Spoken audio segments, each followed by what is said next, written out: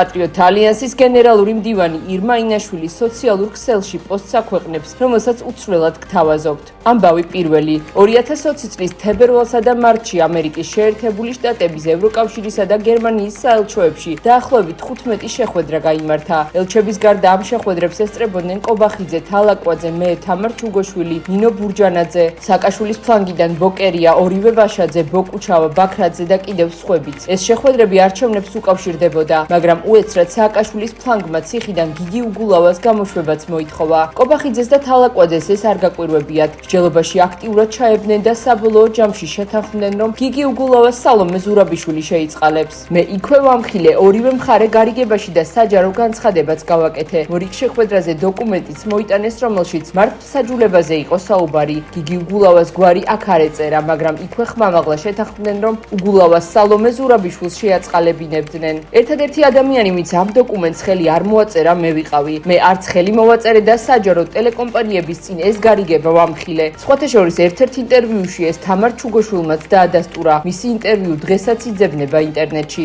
ქართული ოცნების მხარდამჭერებს მივმართავ. სწორედ თქვენი პრემიერი ირაკლი კობახიძე გაურიგდა მაშინ სააკაშვილის ფლანგს. ხელი მოაწერეს შესაბამის მემორანდუმს და ერთად შეაწყალებინეს სალომე ზურაბიშვილს გიგი უგულავა. ამბავი მეორე. ახლა მეორე ამბავზე ვიტყვი 2-20 სიტყვას და გამოჩნდება, რომ ორივე ამბავი ურთიერთკავშირშია. საბჭოთა კავშირში, ჰიტლერის გერმანიაში და მუსოლინის იტალიაში უზნეო და ინტრიგანი ადამიანები ყურს მოკრავდნენ რაიმე ჭორს ან თვალს მოკრავდნენ მათი აზრით საეჭვო ან უცნაურ საქციელს და ადამიანს უმალწერილობით აბეზღებდნენ პოლიციასა და უშიშროების სტრუქტურებში. ასე წერილებს საბჭოეთში დანოსებს უწოდებდნენ. ამ სიმახინჯემ კოლოსალური მასშტაბი შეიძინა. უზნეო ადამიანები ცილს წამებდნენ თანამშრომლებს, მეცნიერებს, პოეტებს, მხატვრებს, რეჟისორებს, მეზობლებსა და ნათესავებსაც კი.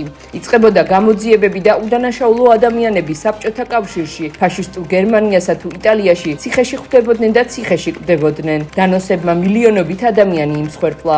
ხოდა შარშან ბატონმა კობახიძემ ბიძინა ივანიშვილს დანოსების სისტემის აღდგენა და დაკანონება შესთავაზა. ივანიშვილს კი არ ვიცამ, მაგრამ დანამდვილებით გეუბნებით, რომ ის თვეების მანძილზე მერყეობდა, მაგრამ კობახიძემ როგორც ყოველთვის ივანიშვილი მონუსხა და დანოსების შესახებ კანონი მიიღეს. ჩვენ ამას საჯაროდ ვაპროტესტებდით, მაგრამ ყურია არავინ დაგვიგდო. ხოდა დღეს ამ კანონის პირველ პრეცედენტს ვხედავთ. სააკაშვილის რეჟიმს პირადად მე ჯერ ერთი ახალგორისა და კოდორის გაყიდვაში ვადანაშაულებ. მეორე ადამიანების მკვლელობასა და წამებაში, მესამე ქონების წართმევაში, მათ შორის ტელევიზიების წართმევაში. ამ დანაშაულებებში სააკაშვილს თავისი ვფიქრობ ყველაზე დიდი წვლილი მიუძღვის. თავისი წვლილი მიუძღვის ბოკერიას, თავისი გვარამიას და კიდევ სხვებს. გამოძიებას ტონობით მასალაუდევს არქივში, მაგრამ სააკაშვილი პალტოების გამოზის, გვარამია კი კომისიაზე მიუსვლელობის გამო. დაიდრეს პრემიერ-მინისტრი კობახიძე ქმნის პარტიას ნეიტრალური საქართველო, რაც თავისთავად დანაშაულია. პრემიერი და ქართული ოცნება არ უნდა ქმნიდნენ სხვა პარტიებს, როგორც საკუთარ ფილიალებს,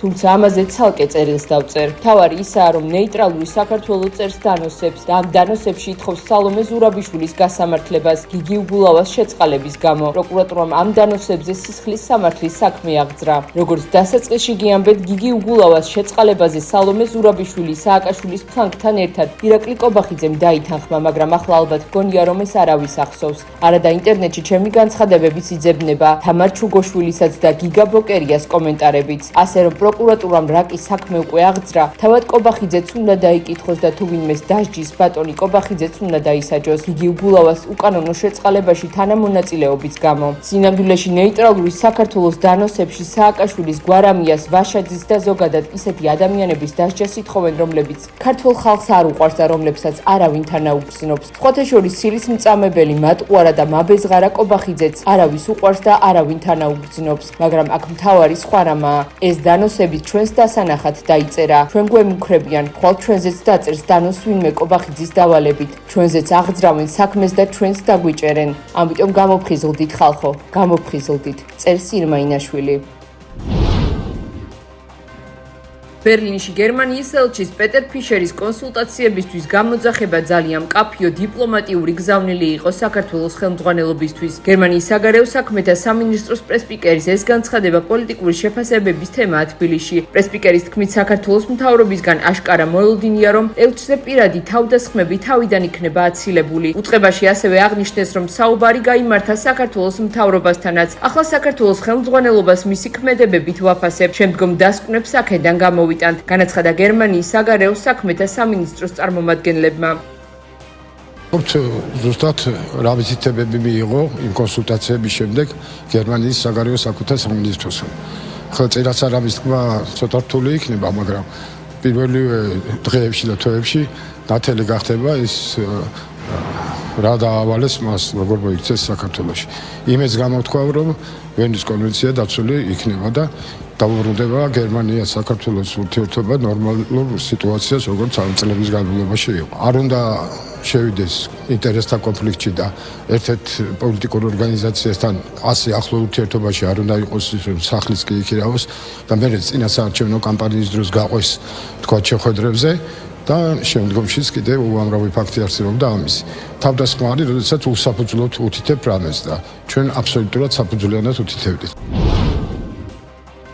იანვრიდან ერთჯერადი გამოყენების პლასტიკის გამოყენება შეიზღუდება. საუბარია დანებზე, ჩანგლებზე, კოვზებზე და თეფშებზე. კავკასიის რეგიონული გარემოს დაცვითი ცენტრის ხელმძღვანელის განცხადებით, წყლის გაყიდვა უნდა იყოს არა პლასტიკის ერთჯერადი მოხმარების, არამედ მრავალჯერადი რეციკლირებადი პლასტიკის ბოთლებით. პლასტიკის ალტერნატივად ქაღალდი და მუყაო განიხილება. შავი ზღვის სამეგრელოს რეგიონის სანაპირო შევისწავლეთ და მდინარე